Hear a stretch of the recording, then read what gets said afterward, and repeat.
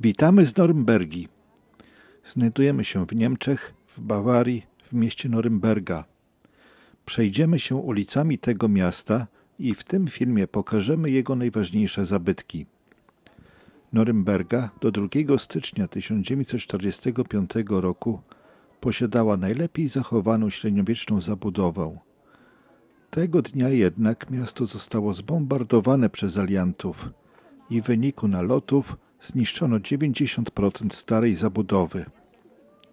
Dzisiaj, w efekcie programu odbudowy i rewitalizacji, miasto na powrót stało się niezwykle piękne. Zapraszamy widzów na szybki spacer z nami, aby zobaczyć, jak wygląda obecnie Norymberga. Spacer rozpoczynamy od dworca centralnego. Jak widać, sprawia on okazałe wrażenie. Nie od razu jednak tak wyglądał.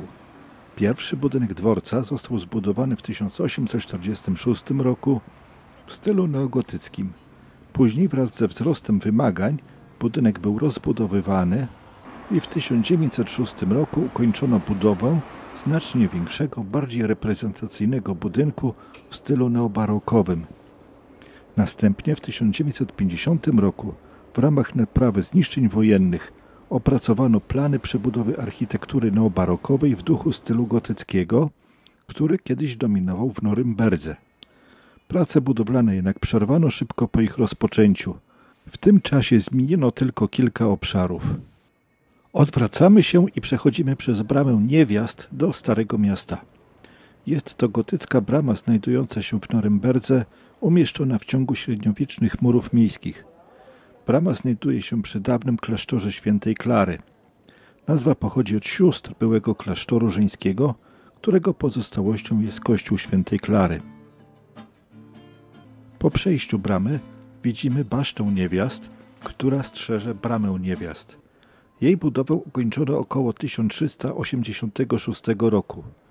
Później była przebudowywana i w 1558 roku otrzymała obecny okrągły wygląd.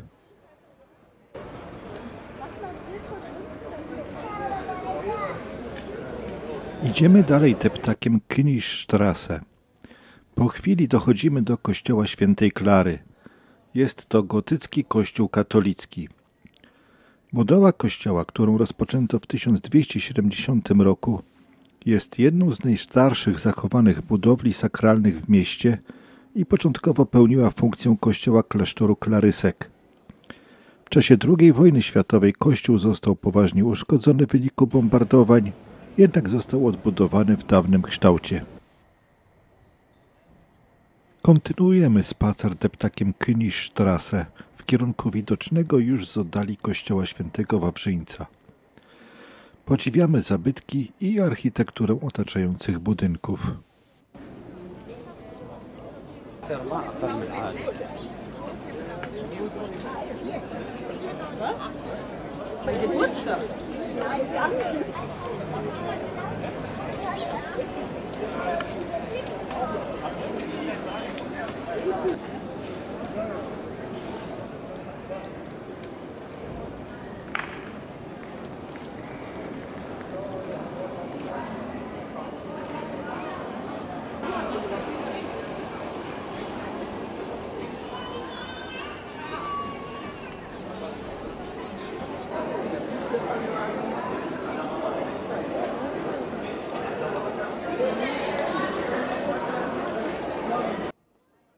Dochodzimy do kościoła Świętego Wawrzyńca.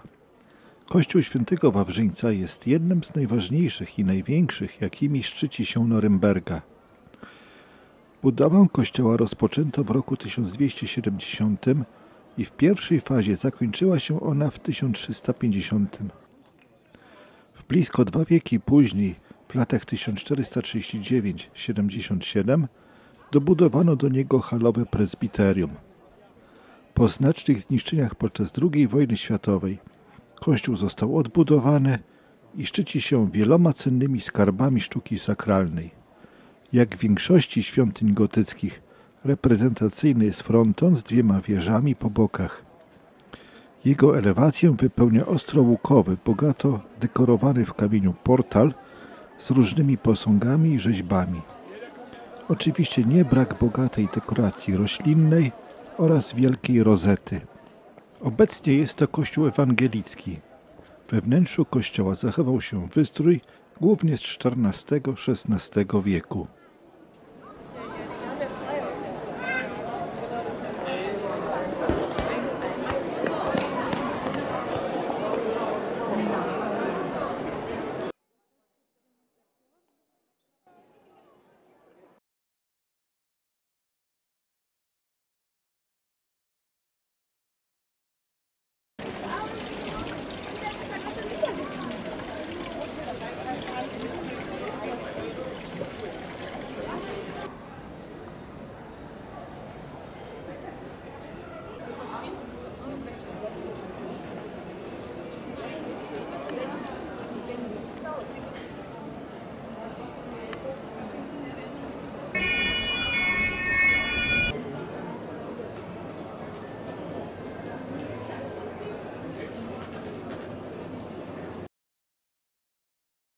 Kontynuujemy spacer deptakiem Königstraße i następnie za mostem Plobenhofstraße. Podziwiamy otaczającą nas architekturę i zabytki.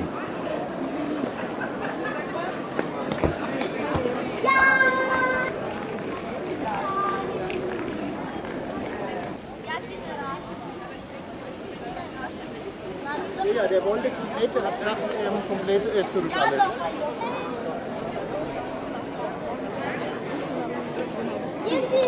Надо будет тоже по ней.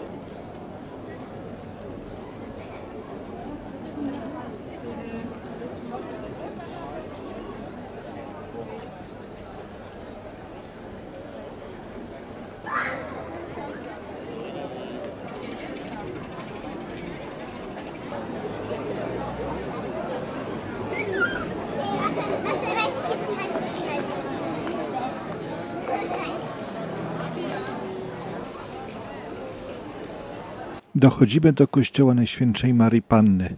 Jest to obecnie kościół katolicki. Świątynia została ufundowana w 1352 roku przez Karola IV Luksemburskiego, króla Czech i Niemiec, a od 1355 roku cesarza rzymskiego.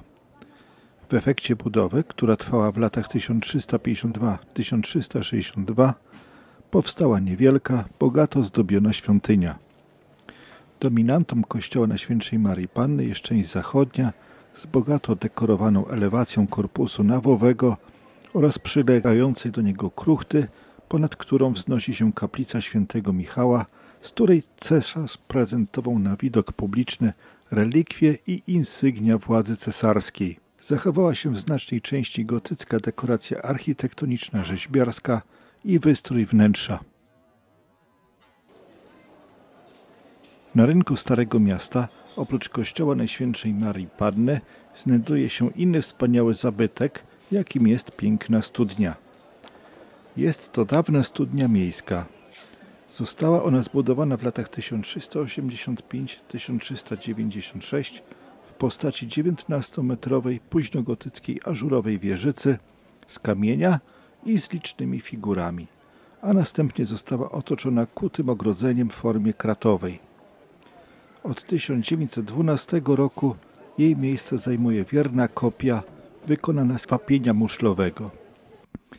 Bombardowania alianckie z czasów II wojny światowej budowla przetrwała dzięki osłonięciu jej betonowym sarkofagiem.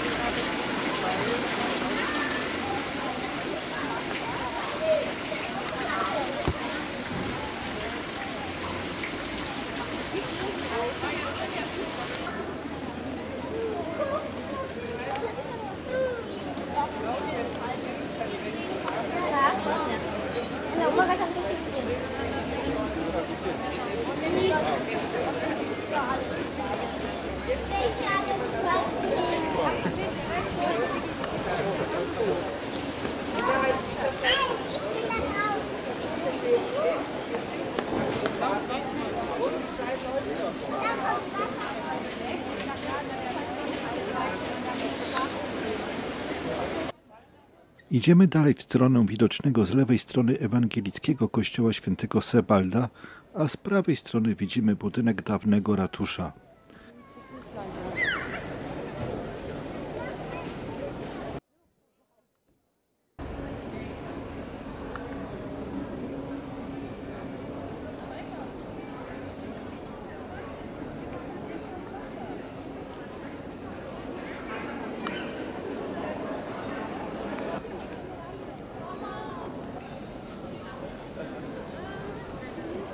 Większą uwagę kościołowi poświęcimy za chwilę.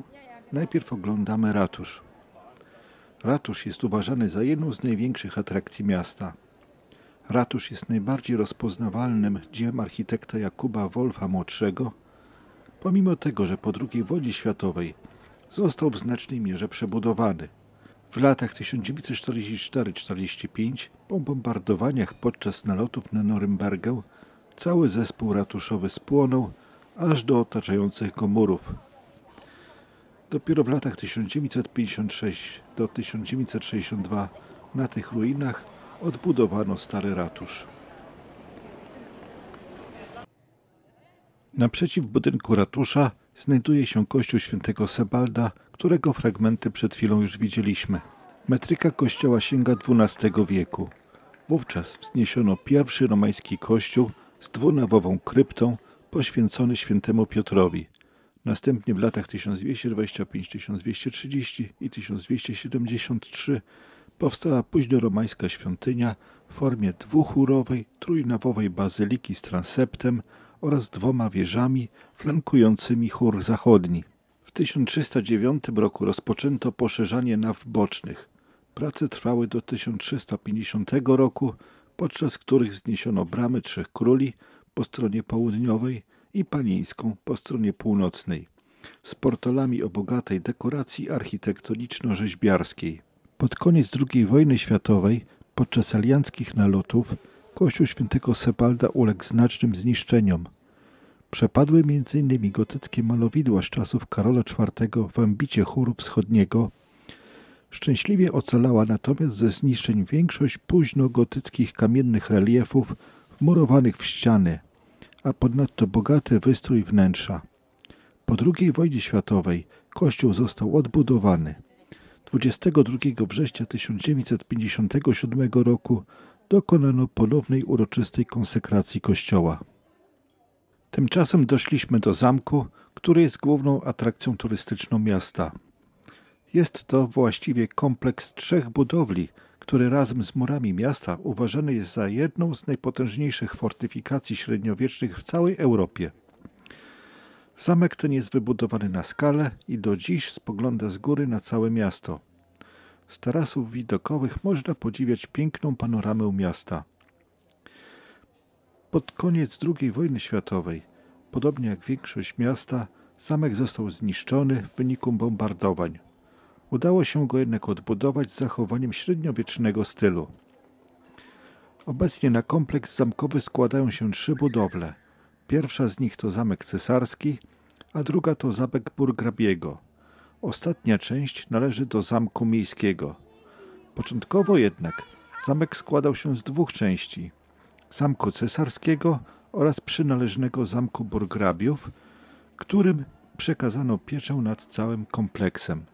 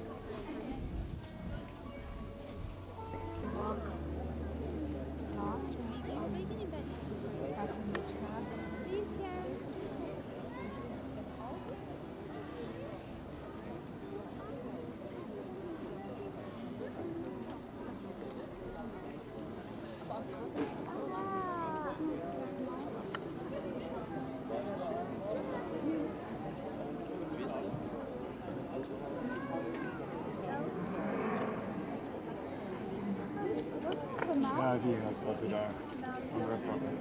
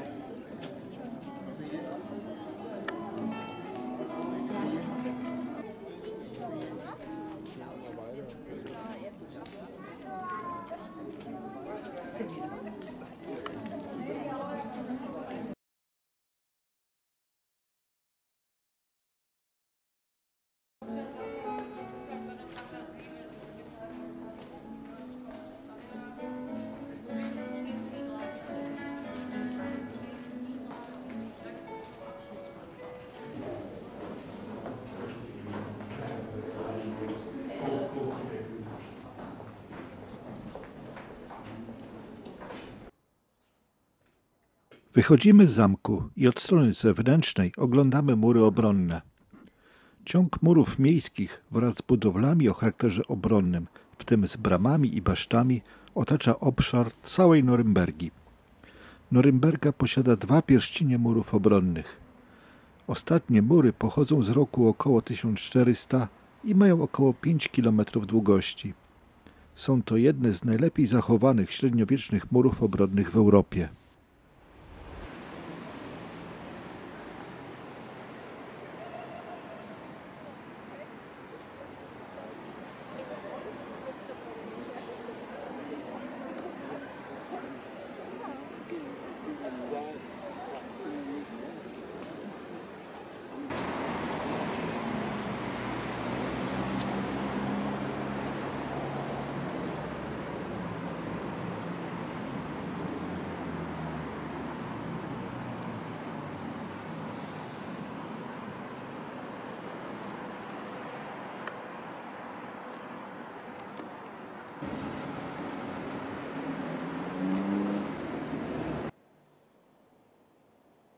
Krótki spacer po Norymberdze, który pokazaliśmy na tym filmie, bez problemu powinno dać się zrobić w 2-3 godziny.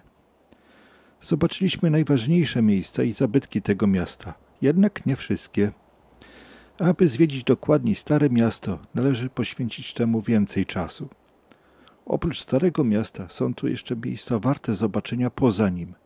Kto chciałby dokładniej zwiedzić to miasto, może zatrzymać się w nim na kilka dni.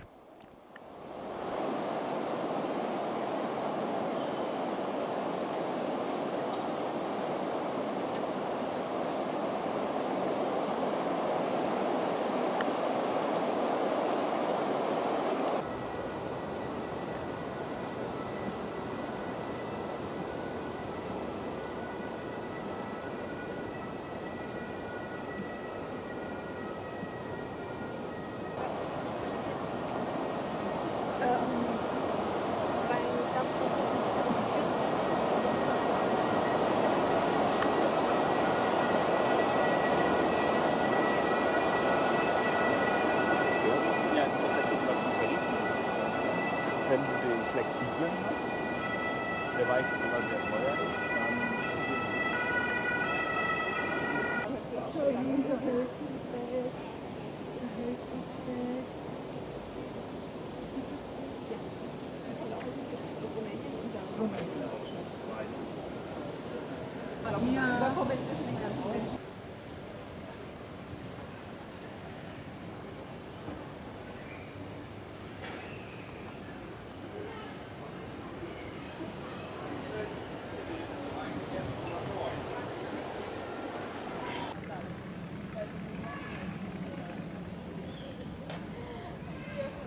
Zapraszam do subskrypcji tego kanału, o ile jeszcze tego nie zrobiliście, aby nie pominąć filmów o różnych miastach, które ukażą się niebawem.